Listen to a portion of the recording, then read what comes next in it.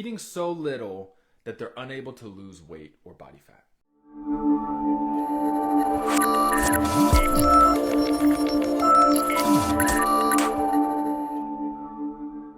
That's where this concept of starvation mode comes from, which is our body, in an effort to sustain ourselves, to survive an extreme caloric deficit, our body will then stop burning fat and preserve as much body fat as possible in order to preserve our chance of survival in a very hypocaloric environment.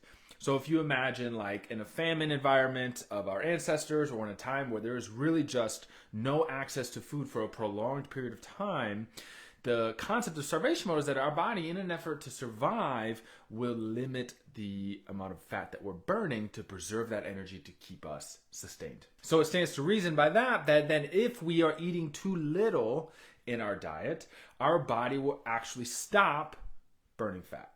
And that's a commonly held belief. That's the problem a lot of people feel like they're running into. The research in the nutrition science and the physiology and how the body actually works, the more we begin to realize that this idea, this concept of a true starvation mode, where your inability to lose fat because of a low calorie number, is not actually real to the degree that a lot of people think that it is. So there is impacts to your metabolism when you're on a very low calorie diet that does have negative consequences if you're trying to lose weight and to do so sustainably. I think it's really, really important to make it very clear, if you feel like you're eating too little and that is preventing you from losing weight, the reality is you're trying to eat too little.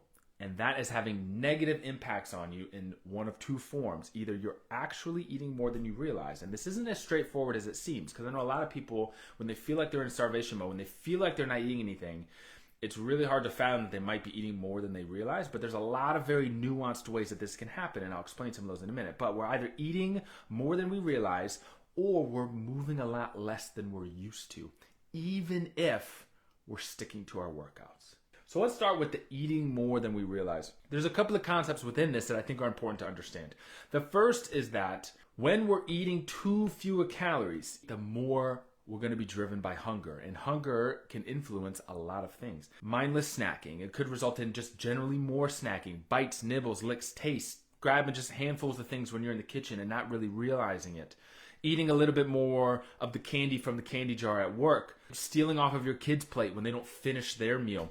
All of these things that we can do that add extra calories, but in isolation might not add a lot of calories, so it's easy for us to just overlook it. And if we're consistently trying to eat so few calories, or circumstances dictate that we're eating so few calories planned, that now we're reaching for more of these small little bites and nibbles, that can add up to us actually eating a lot more than we realize. So an example of this, an example that's I commonly share because it's a really powerful representation of this. I used to buy the family size jars of peanut butter from Costco, the 48-ounce jars. It was 32 servings of peanut butter, and I would keep it in my kitchen. And I got into this habit of just taking the tip of my spoon and dipping it in the jar and just having a little bite pretty much every time I was in the kitchen. So this would happen 4, 5, 6 times a day. Anytime I'd go through the kitchen, I'd grab the jar, grab a spoon, just dip the tip of the spoon in the jar, have my little taste, and then be on my way. And I began to realize after a few weeks of this that my weight wasn't actually changing in the way that I expected it to. I was sticking to my calorie goal via my logs.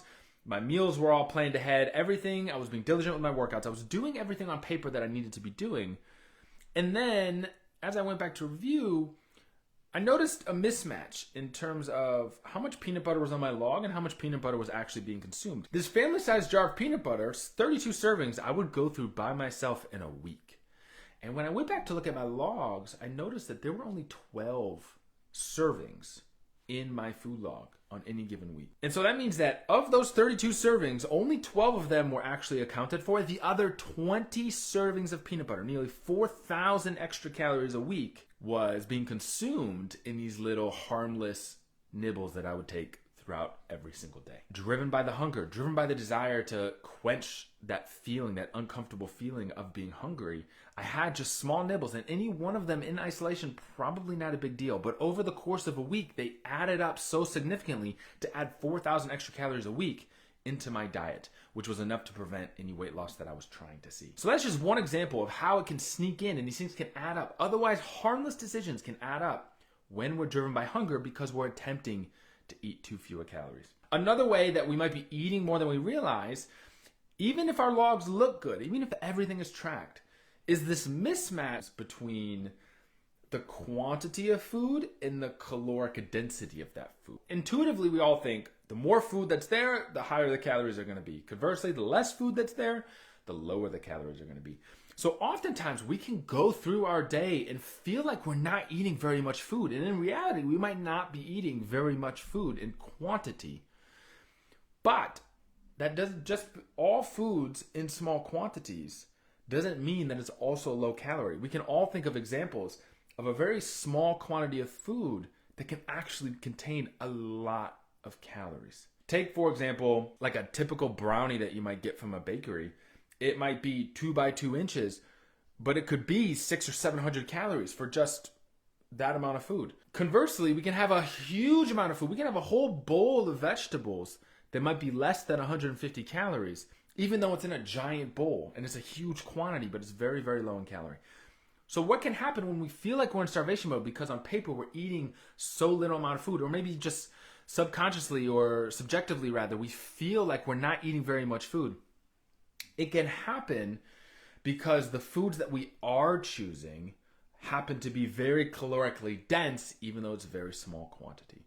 And this can be exacerbated if we aren't eating that much, because we can then justify choosing higher calorie foods because we have so many calories left. So that's just another way that we could potentially be eating more than we realize. So that's just a few key examples of ways in which we might be eating more than we realize, which is thus adding up to enough to prevent us from seeing the weight loss that we want to see, even if on paper our calories are very low. So if we feel like we're at very low calories, we're not eating very much, but we're still not seeing weight loss, these are two areas I would pay closer attention to ensure that you're not eating more than you realize. The second way, in an effort to preserve energy, we will move less throughout the day. If we are attempting to significantly cut our calories, our body will burn less calories throughout the day in an effort to preserve energy.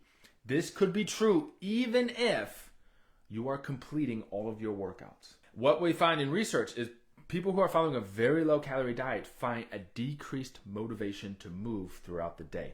That means on a couple of variables. Even if you are working out, you will burn less calories during your workout because you will have less energy to give to your performance in those exercises. The second way is you'll be less motivated to move throughout your daily life. You'll be less likely to get off the couch more frequently throughout the day. You'll be more inclined to sit still. Even if you're sitting at your desk at work like I am now, you'll be less likely to fidget or move around or generally move your body, which burns calories, because your body's trying to preserve energy. Even though you're having a reduction in your intake of calories, you're also having a significant reduction in the amount of calories that you're burning. And we know our basic weight loss formula that if we want to lose weight, we have to eat less than we're burning in order to create that deficit.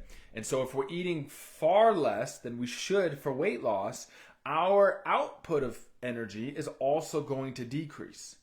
And so we're not going to be creating as much of a deficit as we think we're going to be. This is interestingly also why sometimes when people have been attempting for a long time to eat very low calories, when they start eating a little bit more purposefully, they start to see weight loss. And it's not because their metabolism is getting revved up. It's not because of any magical thing of eating more calories. But what's happening is when you start eating more calories than you're used to, your body suddenly has more energy.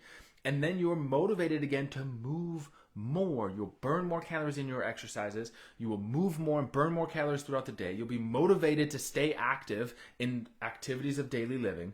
And so even though you might eat a little bit more, the amount of extra energy you're burning from moving more offsets any extra calories that you eat and still allows you to lose weight. So that's what can happen to prevent our weight loss, is we will be less motivated to move, and thus we will burn less calories, preventing us from seeing weight loss. So when we say starvation mode, there's nothing physiologically happening that's keeping your body holding onto fat that it's not already trying to do at any other calorie level. What we're noticing, if you're finding that you're not losing weight even though you're eating very, very low calories, is either A, you're eating more than you realize from one of those compensation effects of being driven by hunger, So we need to address those things, part of which means just purposefully eating more calories. And the second part of that is you're probably burning less calories because you're moving less throughout the day because you have no energy. And so if you find that this is the position you're in, you feel like you're in starvation mode, you feel like you're hardly eating anything, you're not seeing the weight loss progress that you want to see, my recommendation is to try to eat a little more calories than you currently are. So if you're on a very, very low calorie diet, increase the calories marginally. 100 to 200 is usually enough to start with, 100 to 200 calories. See how you feel. And what you'll probably notice is it's easier to stick to your healthy meal choices because you're not as driven by hunger, because you're not as hungry. And you'll move more, you'll have more energy to move, and thus you'll be burning more calories so that you can create the deficit you need to actually see weight loss. Starvation mode, as most people think of it or consider it, is a myth. There's nothing to suggest that being on a super low calorie diet is going to prevent weight loss. Because again, the body fat is there as an energy reserve in the event that we're starving. That is the entire reason our body has body fat, is in the event of going prolonged periods of time without food, we can sustain ourselves and survive. Which means it is the emergency fuel when you're not getting enough food. So if you're eating low enough calories, your body has no choice but to burn that body fat for energy. It can't get it from anywhere else. So eating too little is not preventing us from losing body fat. It's the other compensation behaviors that are happening, eating more than we realize, moving less than we realize, that's messing up our energy balance equation so that we're no longer in the calorie deficit we need to actually see consistent results.